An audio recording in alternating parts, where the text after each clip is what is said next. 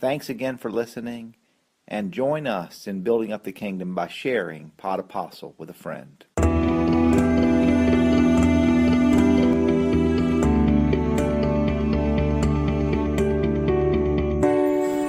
So again, tonight we have a difficult and somewhat controversial gospel.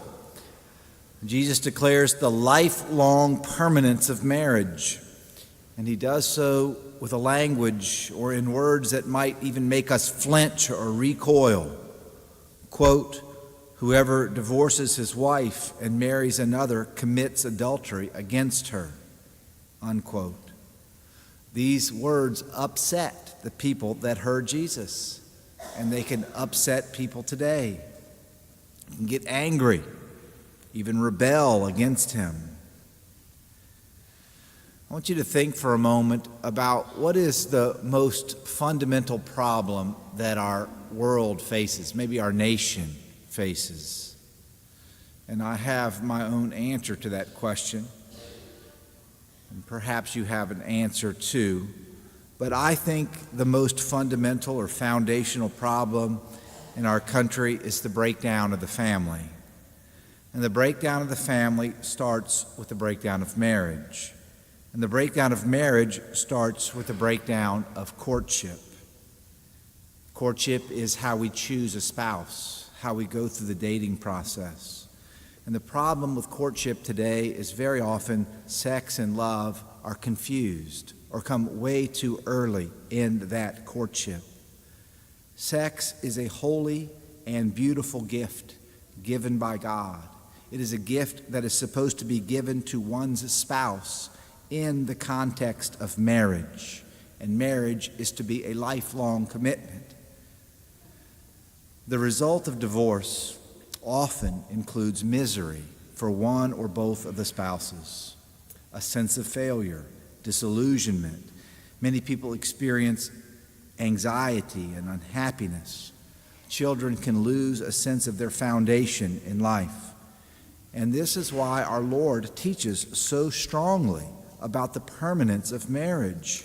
He's trying to uphold the standard from the beginning, from God's creation, if you will. It's no accident that as our Lord is talking about marriage and divorce, that he begins to speak about letting the children come to me. These two teachings aren't just haphazardly thrown together, but so often it is in the home and with the parents leading that children are brought to Christ. Let's look at the gospel a little more closely, part of it. The Pharisees and the Jews of Jesus' day were divided into a number of different groups, okay? The Pharisees was one of the groups, and they were respected and they were leaders. The Pharisees approached Jesus and asked him, "Is it lawful for a husband to divorce his wife?" The gospel goes on to give this commentary on that question. They were testing him. They didn't care what his answer was. They wanted to trip him up because they knew that John the Baptist had spoken out against unlawful marriage. And John the Baptist was arrested for it and got his head chopped off by the king. And so they were setting Jesus up to fall into the same pit that John the Baptist fell into. And so Jesus, as he so often does, he entertains their question, but he asks them another question. So Jesus responds, "What did Moses command you?" And they replied, they gave the right answer. This is in the law of Deuteronomy. They said, "Moses permitted a husband to write a bill of divorce and dismiss his wife." And Moses did allow that, but he allowed it as a concession to human weakness. Moses recognized that the Jewish men were abandoning their wives altogether and in some cases killing them to open the way to marry somebody else. And so Moses commanded that they write a bill of divorce out and give it to her, that she would have the status to be able to get married again.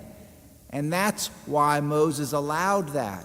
But Jesus is going to take away that concession and essentially say, I'm going to give you the grace for marriage to be permanent as it was supposed to be from the beginning. Now, all of the Jews wanted to have the option of divorce. Even the apostles were flabbergasted by Jesus' answer. And so when they get him inside, they ask him again, and he repeats himself very clearly. Now, in the Gospel of Matthew, chapter 19, we're reading from the Gospel of Mark today. The same incident is related to us in the Gospel of Matthew. And in the Gospel of Matthew, the apostles say, and I quote, "If that is the case, it's better never to marry. If a divorce isn't an option, you just stay single. Why bother, basically." And so Jesus says, again, holding all of us to this highest standard, says, let those who can accept this, accept this. Marriage is good. It is a gift. It is a calling from God. It is a vocation. It is a path to holiness. It is, in the Catholic Church and among Christians, it is sealed by a sacrament that brings about a new covenant in the family. Marriage is necessary. We need marriage. We need marriage for the procreation and the education of children. And you're thinking to yourself, Father Mike, you don't need marriage to procreate children. And I would say that's part of the problem, okay? Because marriage and sex are supposed to go together exclusively. That only within the confines of the bond of holy matrimony are people supposed to exchange that gift with one another. So I would say procreation and the education of children as God intends it can only happen in marriage. Today, we face many problems. Today, there's a tremendous amount of confusion between sex and love. Sex is sacred. It is holy. It is a gift from God. Love is a decision. It is a commitment. It is good times and bad, sickness and health. So whenever I have a young couple come to my office and we're going to talk about getting married, it's kind of late in the game usually for me to start teaching them these things. I need some help, right? I need some help from mom and dad and grandma and grandpa, aunts and uncles and godparents. And even tonight, I'm trying to explain a little bit about the importance and the sacredness of marriage. Where are you and I going to get our ideas about marriage from if we don't get them from God? From the television? From movies? From the internet? From our imagination? See, this is where so many children and so many people get their understanding of marriage from. But marriage is a holy and sacred institution. Our bodies are gifts given to us by God. Jesus Christ on the cross purchased us by paying the price beyond silver and gold, his own precious blood. And then we have this gift that we are to give to one other person in the confines of the sacrament of holy matrimony. There are many liars and thieves who want to steal the gift of marriage, want to steal the gift of our sexuality, both sadly inside the church and outside of the church. Marriage is this gift of self, and it brings about new life. Babies are not a disease to be prevented by a pill, nor are they a tumor to be removed by surgery. They are a gift from God, and they call forth sacrifice. Parents and godparents and grandparents, and me, myself, as a pastor, I have to trust the young people here. I have to respect them enough to tell them this teaching. to tell them this truth, this holy and sacred gift, this blessed bond that should be strengthened. You know, since about 1950 or 1960, the consistency of the divorce rate has been unfortunately climbing. Now it has leveled off, and it's even fallen a little bit in recent years, but they think it may be falling now because fewer and fewer people are getting married, okay? And so that's an unfortunate thing about demographics and studies and whatnot. But what happened in the 50s and 60s was contraception became very widespread. Sigmund Freud, who is the father of psychiatry, said every kind of sexual perversion starts when sex and marriage and sex and contraception are separated, or sex and procreation are separated. The pill and contraception promised that marriages would be better, that fewer children would make for stronger families, that there would be better, more stable marriages, but in reality, exactly the opposite has happened. Marriages have become more selfish and more self-centered, and courtship has deteriorated and broken down, and so the family has broken down. And I go back to my original point that I made at the beginning of my homily, and that is that I think that the number one problem that we face in the world today is the breakdown of the family.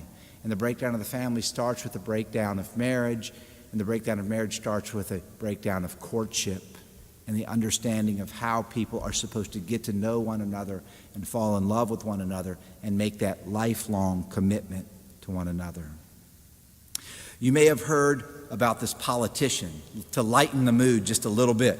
This politician, he was accused of being anti-Catholic, and he was worried that he was losing the Catholic vote. So he defended himself, and he said, "My fellow citizens, I am not anti-Catholic. I love Irish Catholics. I love Polish Catholics. I love French Catholics. I love Mississippi and Louisiana Catholics." And then he paused and said, "The only ones I don't like are those Roman Catholics." Now, this joke contains an element of truth, because very few people are anti-Catholics. They're against Catholic teaching on the sacredness of sex, on abortion, on same-sex marriage, on all of these things that our Lord, this teaching that our Lord gives tonight, the Jews they knew, we're going to get him now. We're going to be able to turn public opinion against him. And Jesus knew it too. Jesus said, the day is coming. I'm going to be rejected. I'm going to be crucified. And now we can hear the drumbeat getting louder. Today, my brothers and sisters, we hear Jesus hold up an incredibly high standard. We have to ask ourselves sometimes, why is marriage falling apart? And how can we rebuild the foundation of it? Now, I don't have time tonight to get into annulments, to get into abandonment, to get into being too young when you got married, and all of those other real complications in life. What I'm doing is holding up this truth. And the truth is that what God brings together, no man must separate. And that we must enter into marriage with this unbreakable commitment. And we must train our young people to understand that sex is a gift of self to be given only in the context of marriage.